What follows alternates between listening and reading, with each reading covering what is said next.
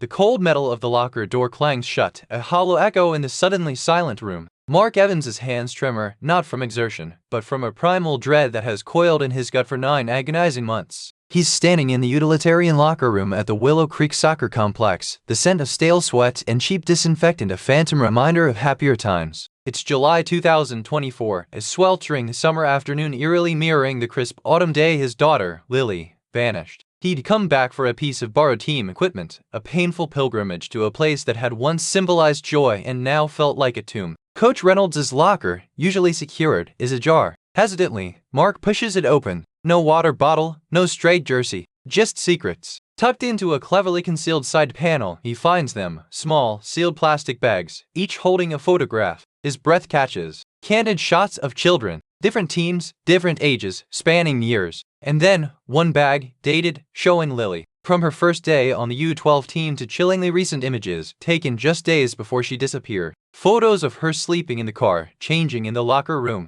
The normalcy of the setting screams against the profanity of their capture. The image seared into his mind is the dated photograph of Lily, a ghost captured in time, right before she ceased to exist. Lily Evans, 11 years old, was all freckles and boundless energy, a whirlwind of giggles and fierce determination on the soccer field. She was the heart of her U12 team, a natural leader with dreams as vast as the California sky. Her parents, Sarah and Mark, were her anchors, their lives revolving around school, soccer, and the comforting rhythm of family dinners. Mark, in particular, lived vicariously through Lily's passion for the sport, a shared dream of national team glory. So, on October 14, 2023, when Lily, playing goalie, vanished during the final minutes of a championship game, it was unfathomable. One moment she was making a critical save near the fence, the next she was gone, leaving behind only her goalie gloves and scuff mark by the woods. Initial frantic searches, calls, and pleas to other parents yielded nothing but a gnawing dread. It wasn't a lost child situation, it was an impossible vanishing act. No stranger was seen, no motive emerged. How could a child simply cease to be, right in the middle of a public event meant for community building? But what they discovered later, whispered in the echoing silence of that locker room, would shatter the fragile peace of Willow Creek and reignite a cold case with the force of a confession. The truth was more terrifying than any theory concocted in the agonizing months that followed. The photographs weren't just evidence of voyeurism. They were a chilling prelude, a meticulously documented obsession that pointed a damning finger at the very person who offered comfort. Detective Miller's initial investigation, a frantic sweep of the complex and interviews with dozens of witnesses, had yielded nothing concrete. Leads evaporated, theories crumbled. The lack of ransom or any communication suggested something far more insidious than a simple abduction. The evidence, or lack thereof, would become the most frustrating element, a gaping wound in the heart of the investigation. The secrets hidden within that locker would unravel the carefully constructed narrative of a safe, idyllic town, revealing a darkness that had been hiding in plain sight. Lily, with her bright eyes and trusting nature, was more than just a missing child. She was a beloved daughter, a budding athlete, a little girl with a whole future stolen from her. The agony of her absence had etched itself onto Sarah's face, a permanent mask of grief and guilt. Mark, consumed by an insatiable need for answers, found himself drawn back to the scene of their deepest trauma, a desperate echo of the helplessness he'd felt that fateful Saturday. The discovery of those photos wasn't just a breakthrough, it was a brutal confirmation of their worst fears, a tangible piece of Lily's last days in the hands of a monster. The implications were devastating. This wasn't a random act, but a calculated, predatory trajectory that had culminated in unspeakable horror. The seemingly ordinary figures in Lily's life, her teammates, her coach, now loomed as potential threats, casting a long, disquieting shadow over every memory. This story was no longer just about a missing girl. It was about the shattering of trust and the terrifying realization that evil can wear the most familiar of faces. This is not just another missing person case. It's a story of betrayal, of innocence lost in the most horrific way imaginable, a chilling testament to the darkness that can lurk beneath a veneer of respectability. It's about how a devoted father, searching for answers to his daughter's disappearance, stumbles upon a truth so depraved, it will redefine his understanding of everything he thought he knew. You'll want to know what happened to Lily. You'll want to know how this could have happened in a town like Willow Creek. And you will. Join us as we uncover the shattering truth, a truth that will leave you breathless and questioning the safety of your own perceived sanctuaries. We're bringing you this deeply disturbing story because it needs to be told. Where are you watching from? Let us know in the comments below, and prepare for a journey into the heart of a mystery that's far more complex and terrifying than anyone could have imagined. The answers are coming, but they're going to hurt. Lily Evans, 11 years old, a constellation of barely their freckles dusting a nose that always seemed to be sniffing out adventure. Her boundless energy was a force of nature, a whirlwind contained within a small frame, always accompanied by giggle-like wind chimes and a fierce, unwavering determination that could make any soccer field her kingdom. She was the undisputed spark of the U12 Willow Creek Wildcats. Mark and Sarah Evans, her parents, were her unwavering anchors, their universe revolving around school bells, the satisfying thud of a soccer ball, and the comforting ritual of family dinners. For Mark especially, Lily's passion for soccer was an echo of his own deferred dreams. He saw in her the national team glory he'd once chased, a shared future painted in vibrant greens and the roar of crowds. Her physical presence was a vibrant, almost electric energy, a shock of honey blonde hair perpetually escaping a ponytail, bright blue eyes that missed nothing, and perpetually smudged knees betraying her constant motion. The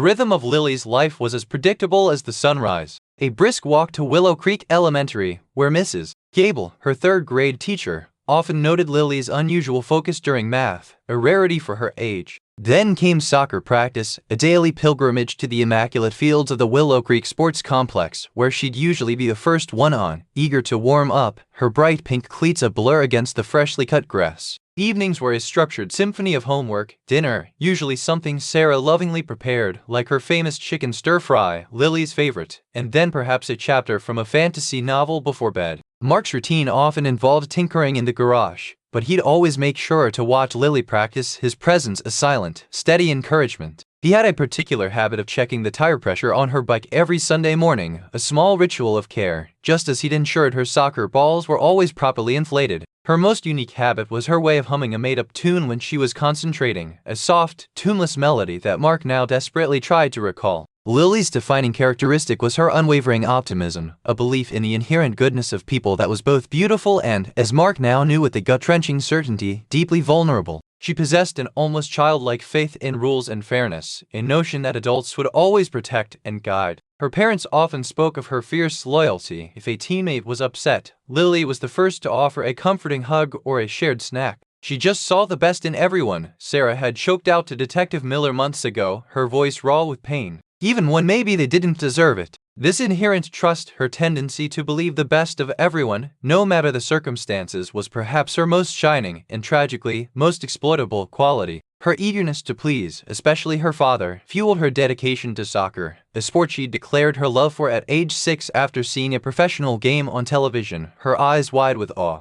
Her dreams were as vast and boundless as the California sky she loved to gaze at. Playing for the national soccer team was the pinnacle, a future she discussed with Mark animatedly, sketching out imaginary plays on napkins during their weekend brunches at the Daily Grind. She was saving for a new goalie glove, a top-of-the-line model she'd seen advertised, meticulously tracking her allowance and earnings from odd jobs like walking Mrs. Henderson's poodle next door. These weren't abstract desires, these were concrete plans, woven into the fabric of her young life. She also held a deep sense of responsibility towards her younger cousins, always making time to play with them, patiently teaching them the basics of kicking a ball, her protective instincts evident even then. She was thrilled about an upcoming school field trip to the Science Museum, having spent weeks poring over the itinerary, her curiosity for the world an unquenchable fire. Lily Evans was not the kind of child who vanished. The idea was as foreign and impossible as the concept of the sun not rising. Her life was deeply embedded in a network of love and routine. Her parents, Sarah and Mark, lived and breathed for her.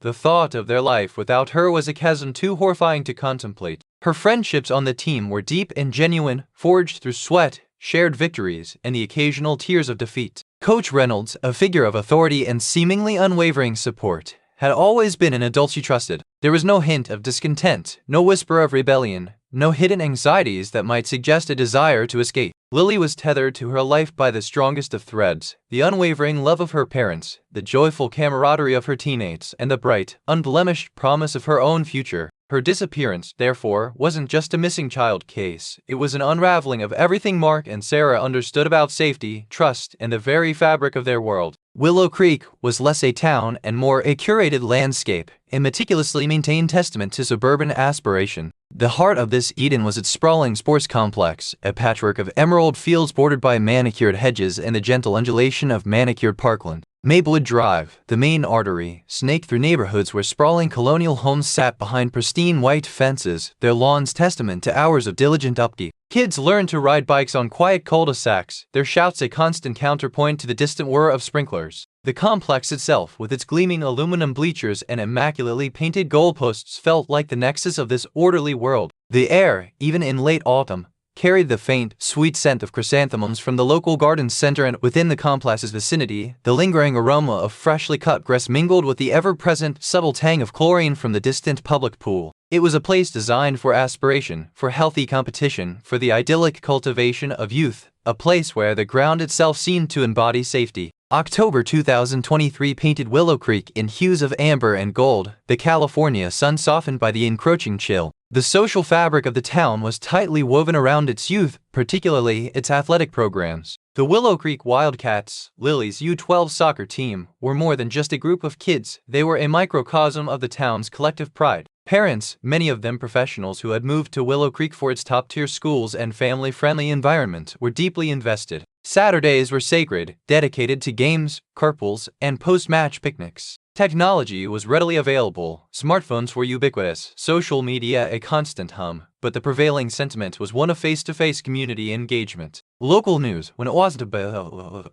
school bulletin with annual festival, was dominated by the sports scores. Life here was a comforting, predictable rhythm, a stark departure from the anxieties that plagued the wider world, a world that felt miles away from the sheltered perfection of Willow Creek. Within this insulated community, routines were paramount. Mrs. Gable's third-grade classroom at Willow Creek Elementary was a place of supervised order, her gentle reminders of decorum echoing in the hallways. After school, it was typically a brisk walk or a short drive to the sports complex for practice, where Coach Reynolds, a man whose steady presence and encouraging words were constants, oversaw drills with an almost fatherly attentiveness. Mark Evans, Lily's father, was a familiar face at every practice, often seen assisting with equipment or offering quiet words of encouragement to the team. Sarah Evans, Lily's mother, was equally involved, coordinating snack schedules or cheering from the sidelines with unmatched enthusiasm. The town's social vigilance was high. Parents knew each other's children, recognized the cars in the school pickup line, and generally felt a shared responsibility for keeping the community's younger residents safe. There was a pervasive sense of trust, a belief that the adults in charge, like Coach Reynolds, were extensions of the protective parental unit. Yet, beneath the veneer of this pristine community, a subtle undercurrent of vulnerability existed, inherent perhaps to any place so heavily invested in the perceived innocence of its youth. The sheer number of children converging on the sports complex, particularly on game days, created a dynamic where individual supervision could, in fleeting moments, become diffuse. The periphery of the soccer fields, where the woods began to encroach, was a liminal space, a natural boundary that held a certain wildness in contrast to the manicured perfection of the playing surface. It was a place that offered a brief escape from the structured environment, a tempting edge for a curious child. The trusting nature of children like Lily, their eagerness to please authority figures like Coach Reynolds, and the inherent desire of parents to believe in the safety of their environment collectively formed subtle risk factors, an invisible scaffolding that, when weakened, could lead to catastrophic collapse. And so, the Willow Creek Soccer Complex, bathed in the soft, late afternoon sun of that October Saturday, stood as a symbol of communal harmony and youthful exuberance. The roar of the crowd, the squeak of cleats on grass, the cheerful calls of parents, it was the soundtrack to a life that revolved around sport, family, and a profound sense of security.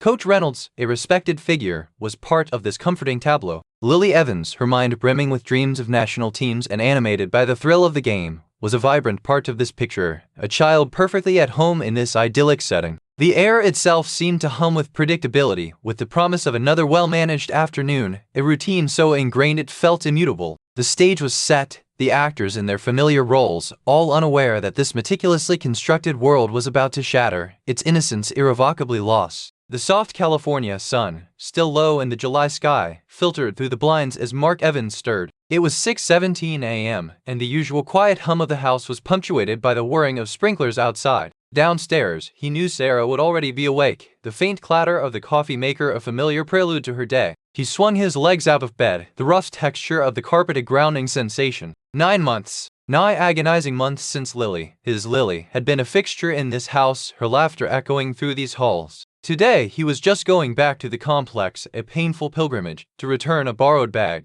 Nothing about this morning suggested it would be anything other than another day of quiet, gnawing grief. Lily's routine was a ghost that haunted their present. She would have been up by 7:00 a.m., likely already dressed in her Wildcats uniform, her bright blue eyes scanning the kitchen counter for breakfast cereal. Mark imagined her humming that tuneless melody she'd often hum when lost in thought, perhaps debating with Sarah about who got the last of the strawberries. He could see her grabbing her worn backpack, its side pocket already bulging with schoolbooks and a forgotten soccer practice schedule. His own morning felt starkly empty. He ate a bowl of cereal without tasting it, the silence of the breakfast table too loud. Sarah, her face etched with a weariness that had become permanent, clutched her mug, her gaze distant. "You sure about this, Mark?" she'd asked softly, her voice a raw whisper. He nodded, unable to articulate the desperate need to simply be near where she had last been. He left at 8:03 a.m., the familiar red SUV waiting in the driveway, a stark reminder of all the trips to soccer practice they'd taken together, each one now a memory tinged with heartbreak. The drive to the Willow Creek Sports Complex was a blur of familiar streets, each one a testament to the life they'd shared before October 14, 2023. It was a Wednesday, July 17, 2024. The air conditioning in the car struggled against the oppressive 90-degree heat, a sweltering contrast to the crisp autumn day. Lily vanished. He pulled it at 13 at 8:20 a.m. The magnitude of the yields of a chaotic that had once into the place. He saw the main locker room building, a low-slung structure of gray concrete. The memory of that Saturday flooded him, the jubilant cheers, the focused intensity on the field. Lily, poised in goal. He parked the SUV at 8:25 a.m. and got out, his keys feeling heavy in his hand. The air was thick with the faint, lingering scent of cut grass and something else, something metallic and sterile, disinfectant. He walked toward the imposing concrete building, its doors slightly ajar. The large main locker room was deserted, bathed in the harsh fluorescent light. Coach's lockers lined one wall, each a sturdy, utilitarian metal box. He saw Coach Reynolds' locker, just as he'd been told, still unlocked. He pushed it open at 8:31 a.m. No lingering smell of liniment, no discarded water bottle, just emptiness that felt too profound. He ran his hand along the inside of the locker, a futile gesture to find some tangible piece of Lily. Then, his fingers brushed against something unusual, a small, hidden panel on the side. His heart hammered against his ribs. At 8:33 a.m., with trembling hands, he pulled the panel open. Inside, neatly arranged, were small, sealed plastic bags. Each held a photograph. Children. Many children. And then, his breath hitched, he saw Lily. A date stamped on the bag, September 28, 2023, just days before she disappeared. A photo of her laughing, leaning against the team's fan. Another taken in the dimly lit locker room, her face illuminated by a phone's flash mid-change. The normality of the setting screamed against the terror of their capture. He fumbled for his phone, his hands shaking uncontrollably. It was 8:35 a.m. He needed to call Detective Miller. He needed to expose this monstrosity. He looked at Lily's picture, her bright, trusting eyes, and the world tilted on its axis. This was it. The answer, a horrifying, devastating answer, found in the most sacred, yet most desecrated, space. The shrill piercing of Mark's phone at 7:05 a.m., a sound usually brushed aside as a notification, now jolted him from his numb state. It was Sarah. Her voice, usually a warm balm, quivered with a brittle anxiety. "Mark, Lily's not back from the Reynolds. They said she left their place hours ago. I've called her phone. No answer." The casual mention of Reynolds' house, a place Lily had often visited, was a small detail, but the prolonged silence from her daughter, the utter void where Lily's voice should be, gnawed at him. He tried to rationalize. Maybe she'd stopped at a friend's. The battery on her phone had died, a common enough occurrence. But a cold dread, far deeper than the morning chill, began to spread through him. He recalled her effervescent nature, her eagerness to share everything with him. This silence, this absence of a text, a call, a fleeting update, felt fundamentally wrong. He kept checking his own phone, an almost involuntary tick, as if willing a message from Lily to appear. By 8:00 a.m., when Sarah called again, her voice no longer uncertain but laced with raw panic, the attempts at rationalization had evaporated. "Mark, I've called the Davises, the Millers, everyone. No one has seen her since early this morning. She is not here." The 20-minute window between Sarah's first call and this desperate plea felt like an eternity, a growing chasm of dread that swallowed his breath. The normalcy of the morning had fractured, replaced by the sharp, terrifying clarity of absence. At 8:17 a.m., The call to 911 was less a considered action and more a desperate lunge at possibility. Mark, his voice a ragged whisper, relayed Lily's details to the dispatcher. My daughter Lily Evans, she's 11. Freckles, blonde hair, bright blue eyes. She's missing. Last seen this morning, around 7ish, leaving the Reynolds house on Maplewood Drive. The dispatcher's calm, measured tone was a stark contrast to the turmoil in his voice. Sir, can you confirm if Lily Evans is a juvenile who has been reported missing before? Mark choked out a no. Never, the words feeling like a betrayal of Lily's very nature. She wouldn't just run off. The dispatcher's measured questions. Has she expressed any desire to leave? Any recent disputes? Felt like an interrogation, each answer a fresh stab of pain. He insisted on the timeline, the phone going unanswered, the growing certainty that this was no temporary detour. The implication of adult rights versus parental custody was mentioned, a bureaucratic hurdle that felt impossibly cruel. He pleaded, please, you have to send someone. She's a child. My child. The need for visual evidence became paramount. She was wearing a pink t-shirt, blue jeans, and her red sneakers. He felt a surge of something akin to hope, a fragile seedling in the wasteland of his fear, as the dispatcher assured him an officer would be dispatched. The Willow Creek Police Department, accustomed to minor disturbances and the occasional domestic dispute, responded to the Evanses' call with what they typically termed a welfare check for a missing juvenile. Officer Davies, a 6-year veteran, was the first on the scene, arriving at the Evanses' residence on Elm Street at 8:35 a.m. He met a visibly distressed Mark and Sarah, their living room a tableau of parental anxiety. Davies, maintaining a professional demeanor, began his initial assessment, his notepad ready. He confirmed Lily's age, description, and last known location, a seemingly mundane task that felt agonizingly slow to the frantic parents. He confirmed it was a single disappearance, not a group event. Standard procedure initiated. A bolo be on the lookout was issued for Lily, containing her description and the last known vehicle information.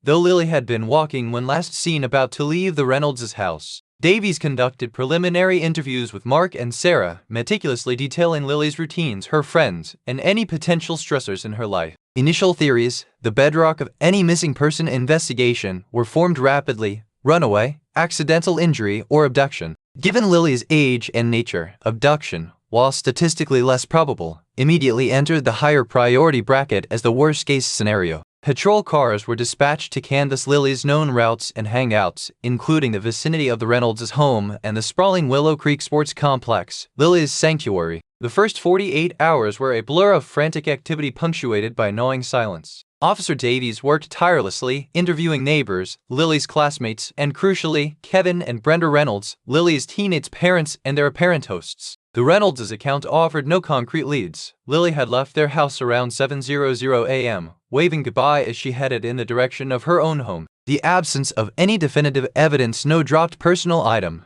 no witness to any unusual interaction was a gaping void in their investigation. They followed up on a reported sighting of a girl fitting Lily's description at the local transit station downtown at 10:00 a.m. that morning, but the individual turned out to be an unrelated teenager. Mark and Sarah, consumed by a potent blend of hope and despair, revisited every location Lily might have gone, their pleas for any information echoing through the quiet streets of Willow Creek. The local media, alerted by a concerned neighbor, began to subtly weave Lily's story into the town's narrative.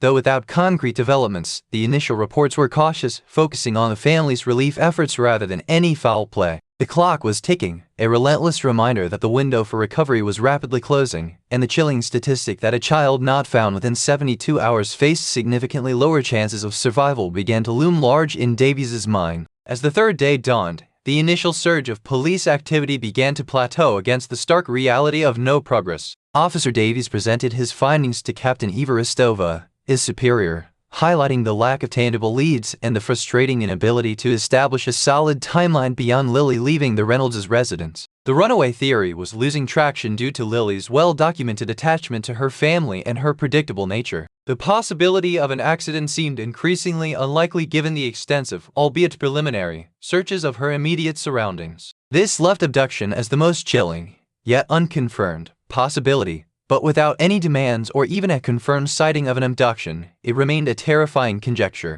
The case, already gaining traction in the local community and beginning to attract regional media attention due to the lack of substantiating evidence, was clearly deviating from standard procedure. Captain Rostova, sensing the escalating public concern and the profound distress of the Evans family, mandated an expansion of the investigation, assigning additional detectives to the case, a move that signaled the growing complexity and the mounting frustration that this would not be a simple recovered child scenario. The true nature of Lily Evans' disappearance was beginning to reveal itself as a far more insidious mystery, one that their initial efforts had barely begun to penetrate. The discovery in Coach Reynolds' locker didn't just shock Mark, it detonated the fragile calm of Willow Creek. Within hours, the news rippled through neighborhoods, igniting a primal fear and a collective resolve. Neighbors who had only known each other in polite, passing waves now converged, their shared dread a powerful, if grim, unifier. Cars formed impromptu convoys, parents armed with flashlights, printed maps, and Lily's smiling face on flyers. Sarah Evans, her face a mask of grief and unwavering strength, became a focal point, coordinating with others from their overwhelmed living room, which had transformed into a makeshift operations center.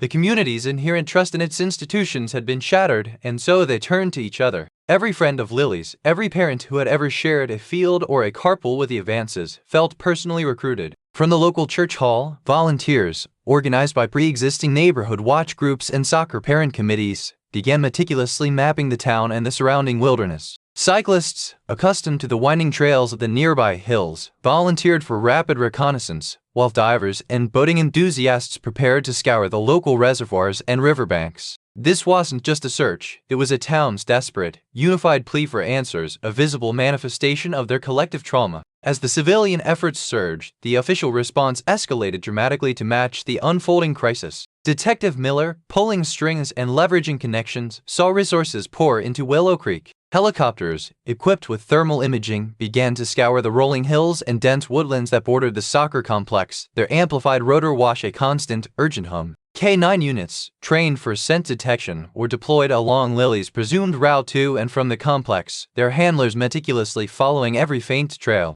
A fully innovative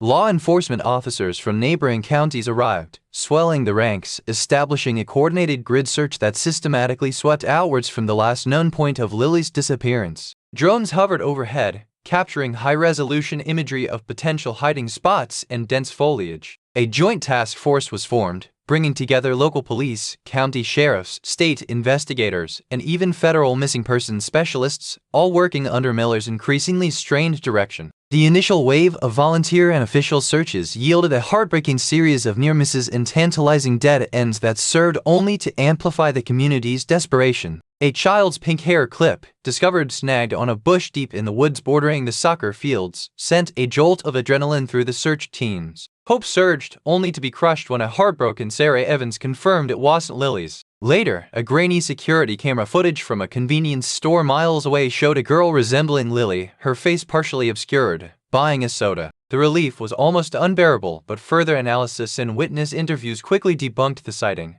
The girl was an unrelated teen from a neighboring town. Conflicting testimonies emerged from parents and children who had been at the complex that fateful Saturday, each memory subtly different, each fragment of an eyewitness account failing to coalesce into a clear narrative. Someone thought they saw a car parked suspiciously near the woods, but couldn't recall the make or model. Another recalled Lily looking particularly withdrawn, yet no one had intervened. Each promising clue dissolved into ambiguity, leaving behind only a deeper sense of frustration. Despite the massive, coordinated efforts, the sheer scale of the terrain and the complexity of Lily's disappearance presented daunting obstacles. The expansive search area included miles of dense woodland, rolling hills, and treacherous ravines, much of it difficult to access without specialized equipment and trained personnel. Moreover, the late October weather, notoriously unpredictable in that region, began to shift. Unexpected downpours turned swaths of the search area into muddy quagmires, hampering vehicle access and making the ground treacherous for searchers. Technological limitations also became apparent. While drones and GPS were crucial, vast portions of the wilderness remained blind spots without adequate satellite coverage or signal strength. The sheer volume of information gathered, witness statements, analyzed debris, digitized maps, threatened to overwhelm the investigative teams, creating a logistical nightmare. The resources, while significant, felt stretched thin against the immensity of the task, each day's efforts yielding no definitive breakthrough. only a growing realization of how vast and impenetrable the mystery truly was. As the days bled into weeks with no concrete progress, a subtle but palpable shift began to occur within the search operations and the community itself. The initial fervent mobilization, fueled by raw hope, began to show the first signs of wear. Volunteer turnouts, once in the hundreds, dwindled to dozens as people had to return to work and the relentless cycle of failed searches took its toll. The community center, once a hive of activity, became a place of quiet desperation, the enthusiasm replaced by a weary determination. Funding for the extensive search operations, initially met with widespread donations, began to strain. Discussions arose about scaling back certain elements, focusing efforts on more probable areas, a pragmatic decision that felt like a surrender to the families involved. The sheer resource intensity of maintaining such a massive, multi-agency effort for an extended period was proving unsustainable. The optimistic belief that Lily would be found quickly, or that a clear lead would emerge, was giving way to a chilling realization. This is not a case with a simple solution, and the mystery of Lily's disappearance was far deeper and more complex than anyone had initially comprehended. 3 years blurred into a decade, the vibrant hope Mark Evans had clung to the solving into the dull ache of what-ifs. July 17, 2027, marked the 8th anniversary of Lily's vanishing, a date that had transitioned from a painful commemoration to a bureaucratic marker at the Willow Creek Police Department. The active search for Lily Evans had been officially suspended on February 14, 2024, after countless fruitless leads and the gnawing realization that Lily's trail had gone colder than the winter air that had begun to settle in 6 months prior. Detective Miller, now a captain, had personally overseen the transfer of Lily's extensive file binder after binder filled with witness statements, forensic reports, and chillingly empty evidence logs to the Cold Case Division. Resources once marshaled with frantic urgency were systematically withdrawn, helicopters grounded, K-9 units redeployed, and the command post at the community center dismantled, leaving behind only echoing halls and the ghosts of desperate hope. The case remained technically open, a silent accusation in the department's statistics, but the active pursuit had ceased. Original investigators, including Miller, reassigned to more pressing, solvable crimes. The prolonged uncertainty had carved deep canyons into the Evans family. Sarah, once an anchor of strength, now found solace only in the quiet routine of meticulously tending Lily's memorial garden, each bloom a silent prayer. Mark, outwardly hardened, oscillated between numb resignation and bursts of manic energy, re-examining old files, tracing Lily's last known movements with a forensic obsession that gnawed at their already fragile relationship. Their younger son, Ben, a boy who had known Lily only through faded photographs and hushed stories, grew into a teenager withdrawn and burdened by the unspoken sorrow that permeated their home. Birthdays became summer affairs, punctuated by choked toasts to a future Lily never had. They attended an annual support group for parents of missing children, a fragmented collective bound by shared tragedy, some families finding strength in numbers, others splintering under the immense weight of their individual grief. While Sarah would occasionally find a sliver of peace in the mundane, Mark remained perpetually tethered to the unresolved mystery, his hope curdled into a bitter, consuming obsession. Online, Lily's story had become a digital phantom, a compelling dark narrative that flourished in the anonymity of the internet.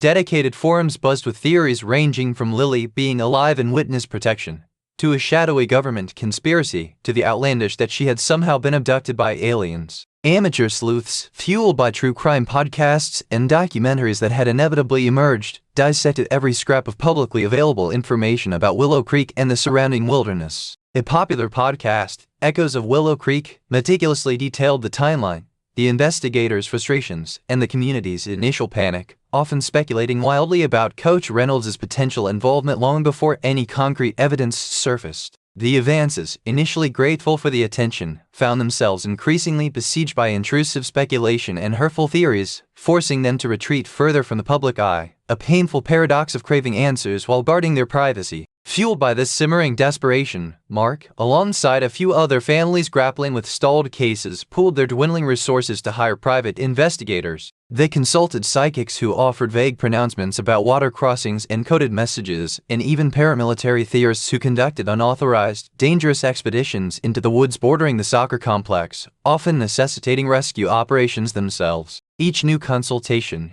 each promising lead unearthed by a PI, a supposed grainy photo of a car mirroring one from the incident, a whispered confession from a distant acquaintance of Reynolds, would ignite a fresh wave of agonizing hope, only to be followed by the familiar crushing weight of disappointment. These attempts cost the advances significant savings, straining their finances and further isolating them from any semblance of normalcy, each failed endeavor eroding their resilience. Over the years, Lily Evans' story had become more than a missing person case. It had woven itself into the very fabric of Willow Creek. The soccer complex, once a symbol of youthful exuberance, now stood as a monument to unanswered questions. New investigators occasionally pored over Lily's file, applying evolving forensic techniques to old evidence, but the inherent limitations of a crime seen undisturbed for years presented an insurmountable hurdle. The legend of the girl who vanished from the soccer field persisted, whispered in hushed tones during community events, a chilling reminder of the darkness that could lurk beneath their idyllic surface. The case had become a fixture, a permanent scar on the town's self-perception. It was as if time itself had frozen on October 14, 2023, the mystery a constant, unsettling presence, waiting, always waiting for something, anything, to break the suffocating silence and shatter the prolonged, agonizing stillness. The sudden clang of the locker door, a hollow echo against the oppressive silence of the empty room, was the mundane sound that detonated Mark Evans' 9-month vigil. Had returned to the utilitarian locker room at the Willow Creek Soccer Complex, the stale scent of sweat and disinfectant a phantom reminder of happier times, to return a borrowed team bag. It was July 17, 2024, a sweltering summer afternoon eerily mirroring the crisp autumn day his daughter, Lily, had vanished. Coach Reynolds' locker, inexplicably ajar, beckoned. Hesitantly, Mark pushed it open. No water bottle, no spare jersey, just secrets. Tucked into a cleverly concealed side panel, he found them, small, sealed plastic bags, each holding a photograph. His breath caught. Candid shots of children. Different teams, different ages, spanning years. And then, one bag, dated, showing Lily. From her first day on the U12 team to chillingly recent images, taken just days before she disappeared. Photos of her sleeping in the car, changing in the locker room. The normalcy of the setting screamed against the profanity of their capture. The image seared into his mind was the dated photograph of Lily, a ghost captured in time, right before she ceased to exist. The primal dread that had coiled in his gut for 9 agonizing months tightened into a vice. With trembling hands, Mark pulled out the bags, his vision blurring with unshed tears. Each photograph was a shard of shattered innocence.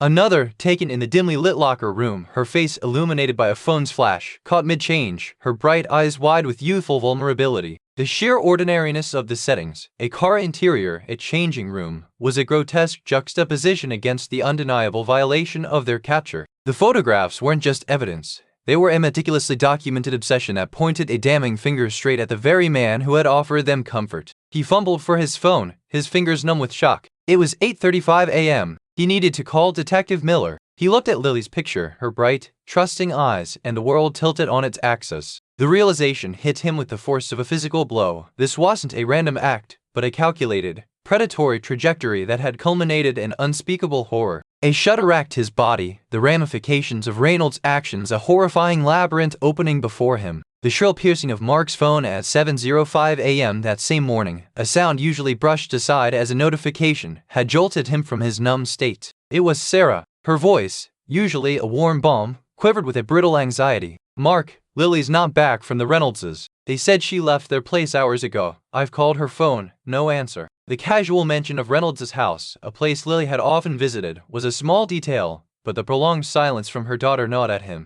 By 8:00 a.m., when Sarah called again, her voice no longer uncertain but laced with raw panic, the rationalizations had evaporated. "Mark, I've called the Davises, the Millers, everyone. No one has seen her since early this morning. She's not here." The call to 911 at 8:17 a.m. was less a considered action and more a desperate lunge at possibility. Officer Davies, arriving at the Evans' residence at 8:35 a.m., met a visibly distressed Mark and Sarah. He quickly confirmed Lily's age, description, and last known location, initiating a bolo. The lack of any definitive evidence, no dropped personal item, no witness to any unusual interaction beyond what Reynolds himself had initially provided was a gaping void. By the third day, with no progress, Captain Eva Rostovum mandated an expansion of the investigation. Now, the contents of Coach Reynolds' locker, meticulously processed by forensic teams earlier that morning, confirmed their deepest fears. Detective Miller, his face grim, was recalled from his reassignment.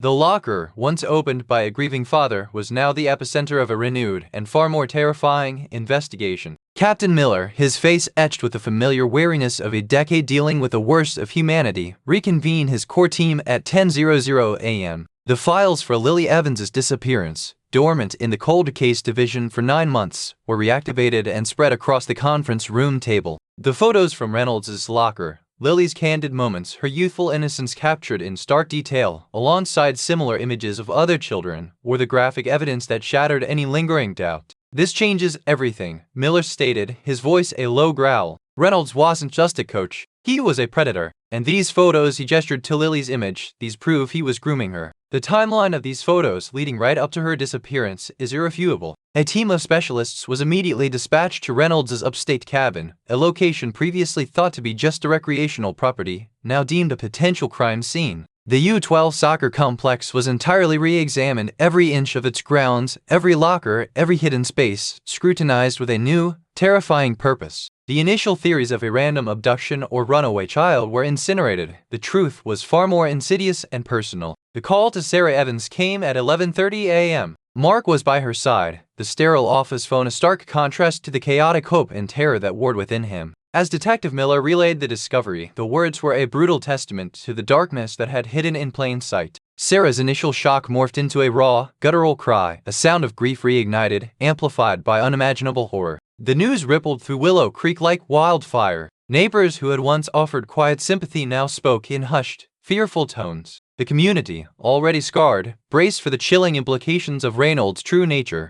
The discovery wasn't just about Lily anymore, it was a terrifying acknowledgement that the monster had walked among them, a trusted figure, a friend, a part of their carefully constructed idyll. The questions, though, not just that what happened to Lily, but that many others have been ensnared in Reynolds' web, and what if ever was merely the first horrifying piece of a much larger, divided and puzzle that was about to be revealed. The discovery in Coach Reynolds' locker had ripped open old wounds and breathed a terrifying new life into the dormant investigation of Lily Evans' disappearance. Captain Eva Rostova, her face etched with a grim resolve that had become her default expression since the photos surfaced, convened an emergency debriefing at 7:00 a.m. The command center at the Willow Creek Community Center, largely dormant for months, crackled back to life, its sterile atmosphere charged with a palpable urgency. Detective Miller, his previous reassignment abruptly terminated, rejoined his core investigative team, forensic specialists, digital analysts, and veteran detectives who had been peripherally involved early on. The case files, once shrouded in the frustration of dead ends, were now illuminated by the horrifying clarity of Reynolds' confession and the irrefutable evidence from his locker. A new task force was assembled, specifically geared towards dissecting Reynolds' established pattern of behavior, cross-referencing his known activities with a growing list of children he'd coached across various age groups and teams over the years. The digital forensics team immediately began a deep dive into Reynolds' personal devices, secured from his upstate cabin, searching for more incriminating data, communication logs, and any traces of other victims or locations. Every piece of evidence was being re-examined through a new lens, not just as clues to Lily's vanishing, but as potential evidence of a far more extensive, insidious pattern of abuse and predation. This was no longer just about finding Lily, it was about understanding the full scope of Reynolds' depravity and identifying any other children he might have harmed. The cold, clinical environment of the State Forensic Laboratory became the epicenter of this renewed investigation.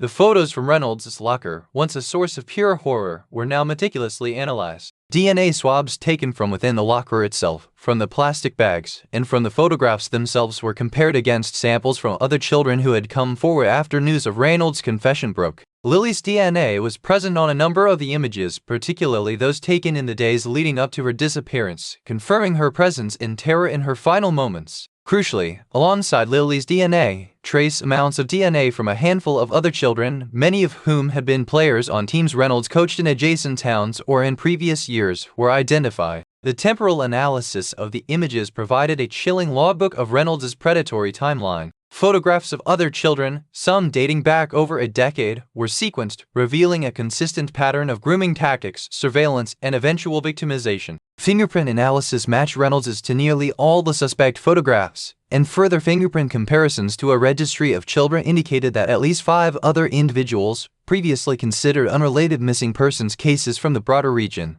might also have been victims. The lab work was painstaking, each sample a thread in a tapestry of depravity that was slowly, horrifyingly, being revealed. With the forensic evidence painting a grim picture, the investigative team turned its attention to connecting historical clues with the newly unearthed patterns. Old testimonies from parents whose children had also been coached by Reynolds, previously dismissed as minor parental concerns or overreactions, were revisited with a critical eye. A report from a parent in a neighboring district about Coach Reynolds showing an unusual level of interest in their daughter's private life, previously lauded as a minor welfare concern, now flagged as significant. Financial records and travel logs meticulously recovered from Reynolds' cabin revealed a complex network of cabin rentals and discreet purchases of photography equipment and specialized storage solutions, often occurring shortly before or after major team events. Apparently insignificant details, such as Reynolds' frequent private coaching sessions with individual players or his insistence on managing team photography himself, now formed a coherent narrative of a predator operating under the cloak of community trust. The seemingly isolated incident of Lily's disappearance was beginning to reveal itself as a tragic culmination of years of calculated cruelty, with the interconnectedness of the victims becoming increasingly apparent. The sheer volume of corroborating evidence against Kevin Reynolds pointed not just to the abduction and murder of Lily Evans,